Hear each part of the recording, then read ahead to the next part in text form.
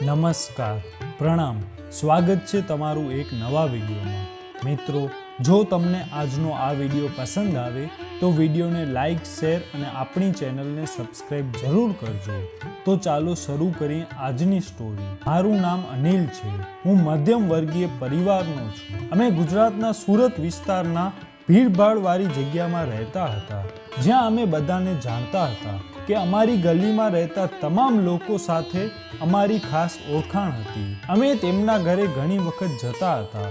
ખાસ કરીને સામેના ઘરની સ્ત્રી મારી માતા સાથે તેની ખૂબ સારી મિત્રતા હતી, તેથી જ હું તેને આંટી કહીને બોલાવતો હતો.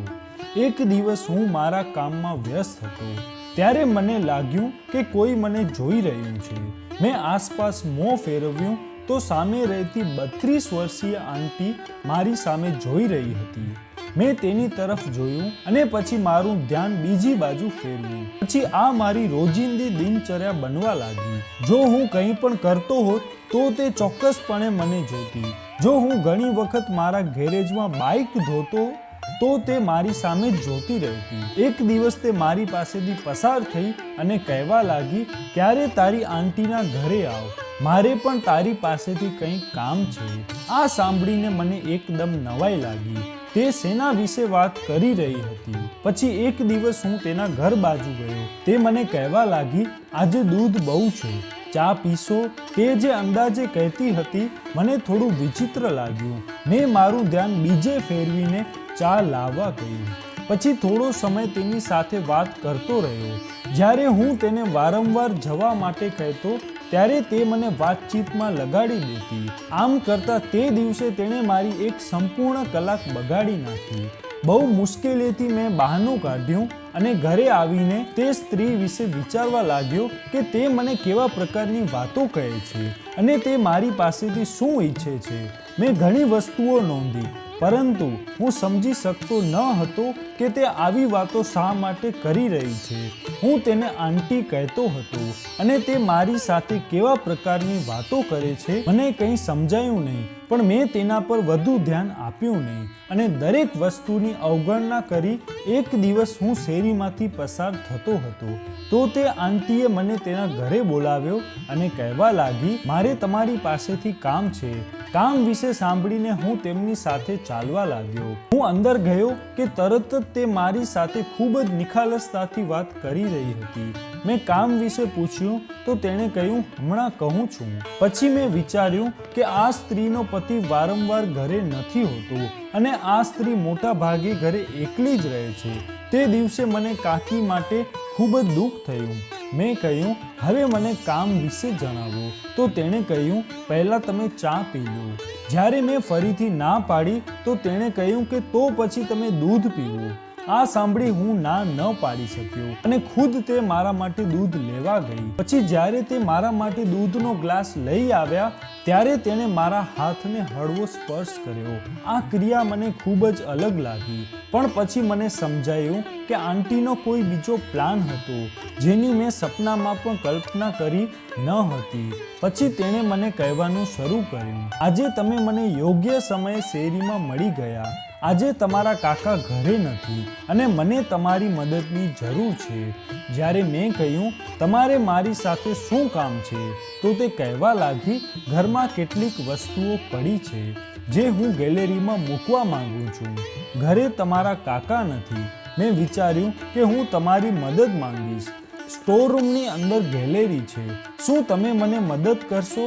પહેલા મને શક થયો, પણ પછી મેં મદદ કરવાનું નક્કી કર્યું. સામાનના નામે 2 નાના એવા કાર્ટૂન હતા જે એટલા ભારે ન હતા અને કોઈ પણ સ્ત્રી તેને રાખી શકે આરામથી. કાર્ટૂન ઉપાડ્યા અને રાખી દીધા. પછી હું ઘરે આવી ગયો, પણ મને આશ્ચર્ય થયું કે કોઈ પણ સ્ત્રી 4 કિલો વજન ઉપાડી શકે છે. કદાચ કાકીએ મને જાણી જોઈને ઘરે બોલાવ્યો હશે. આમ કરીને તે અવારનવાર મને તેના ઘરે બોલાવતી હતી, પરંતુ બહાના કરી મને ઘરે બોલાવવાનો હેતુ હું સમજી શક્યો ન હતો. મને તેનામાં કોઈ રસ ન હતો. મારી અને તેની વચ્ચે ઉંમરમાં ઘણો તફાવત હતો, પણ ખબર નહીં તેણે મારામાં શું રસ હતો. તે મને જોતી જ રહેતી. એક દિવસ હું કામ પરથી ઘરે આવ્યો ત્યારે ઘરનો દરવાજો બંધ હતો. મામાના ઘરે કોઈ ઇમરજન્સી હતી, તેથી પરિવારના બધા સભ્યો ત્યાં ગયા અને ઘરની ચાવી સામે કાકીને આપી ગયા. મેં ઘરનો દરવાજો ખખડાવ્યો કે તરત જ આંટી તેમના ઘરની બહાર આવી અને કહેવા લાગ્યા, થોડી વાર અમારા ઘરે તો આવો, તમારી માએ મને ચાવી આપી છે. મેં ચાવી માંગી તો આંટીએ મને કહેવાનું શરૂ કર્યું કે તમે ઘરે એકલા જઈ શું કરશો, અહીં મારા ઘરે આવો, હું પણ ઘરે એકલી છું, જ્યારે તે આવે ત્યારે જજો. આંટીએ 2-3 વાર મને બોલાવ્યો, તેથી મેં તેમની વિનંતી સ્વીકારી અને તેમના ઘરમાં પ્રવેશ કર્યો. અંદર આવતા જ તેણે મને પાણીનો ગ્લાસ આપ્યો. પછી તેણે મને કહ્યું કે આજે તમે ખૂબ જ થાક અનુભવો છો. તેણે તરત જ મારી બેગ પકડીને બાજુમાં મૂકી દીધી. આંટી મારી પાસે આવી, જાણે કે હું તેના માટે કોઈ ખાસ છું. એક મહિલા જ્યારે તેનો પતિ આવે છે ત્યારે આવા કામો કરે છે, પરંતુ મને ખબર નથી કે તે મને આટલું મહત્વ કેમ આપી રહી હતી. પછી થોડા સમય પછી મારી સામે ભોજન મૂકવામાં આવ્યું. મેં ઘડિયાળમાં સમય જોયો તો 10 વાગ્યા હતા. મેં ભોજન લીધું. મને આંટીની સ્ટાઇલ બહુ ગમવા લાગી. આ પહેલાં મને ખબર ન હતી કે પાડોશીઓ ખૂબ સરસ હોય છે. જમતી વખતે કાકી મારી સામે બેઠા. જમતી વખતે મારું ધ્યાન વારંવાર તેની તરફ જતું હતું અને તે પણ મારી સામે જોઈ રહી હતી. પછી આંટી મને કહેવા લાગ્યા કે તારા પરિવારના સભ્યો હજુ આવ્યા નથી, તો આજની રાત મારી સાથે જ રહો, હું તમારી સંપૂર્ણ સંભાળ રાખીશ. આંટીનો દરેક શબ્દ મારા માટે જાદુ જેવો હતો. તે એક રીતે મારી સંભાળ રાખતી હતી. જ્યારે હું આ બધું વિચારી રહ્યો હતો, કાકી મારી નજીક આવ્યા અને તેમના હાથ વડે મારા માથાની માલિશ કરવા લાગ્યા અને કહેવા લાગ્યા, આજે તમે બહુ મોડા આવ્યા છો અને તમે ખૂબ જ થાકેલા લાગો છો. હું તમારા માથાની માલિશ કરીશ. મારા પરિવારનો કોઈ પત્તો ન હતો. કદાચ તે આજે ઘરે આવવાના ન હતા અને કાકી પણ આજે ઘરે એકલા હતા. શરૂઆતમાં તે મને યોગ્ય ન લાગ્યું. મેં વિચાર્યું કે મારે આ વસ્તુઓનો કોઈ ખોટો ફાયદો ન ઉઠાવવો જોઈએ. મારે મારા ઘરે જવું જોઈએ. પણ પછી મને થયું કે અમારું ઘર બરાબર સામે છે. હું આજની રાત અહીં જ રહીશ. હું વહેલી સવારે મારા ઘરે જઈશ. આંટીએ મારા માથા પર આંગળીઓ ફેરવવાનું શરૂ કર્યું. મને લાગ્યું કે તે મને મદદ કરી રહી છે. મારી આંખોમાં ઊંઘ આવી ગઈ. આંટીએ મને તેના બેડરૂમમાં સૂવાનું કહ્યું. આ રીતે હું તેના રૂમમાં સૂઈ ગયો. મેં બીજો કોઈ સવાલ ન કર્યો અને પછી તરત જ તેના બેડરૂમમાં જઈને સૂઈ ગયો.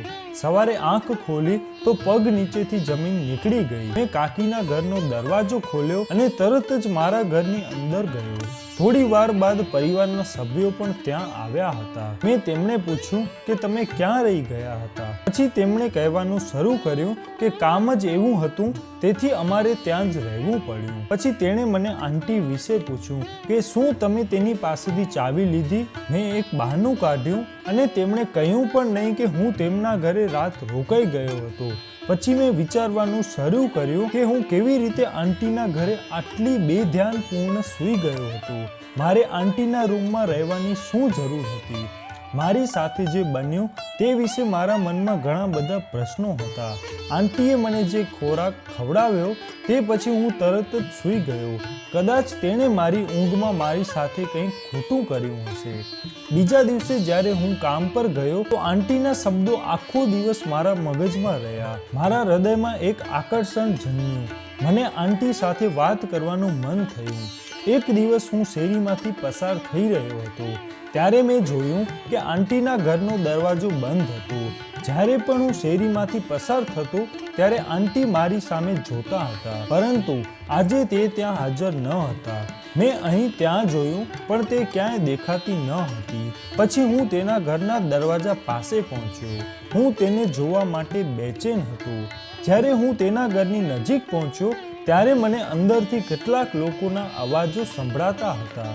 મને લાગ્યું કે ઘરમાં કોઈ મહેમાનો હશે, એટલે હું પાછો આવ્યો. તે દિવસે મેં સાંજ સુધી તેની રાહ જોઈ પણ તે ઘરની બહાર ન આવી. હું ઘરમાં પ્રવેશવાનો હતો ત્યારે મેં મારા ભાઈને જોયો. મારો ભાઈ પણ શેરીમાંથી આવતો હતો. હું તેને જોઈને કંઈક અંશે આશ્ચર્ય પામ્યો. મેં તેને પૂછ્યું કે તમે અહીં શું કરો છો?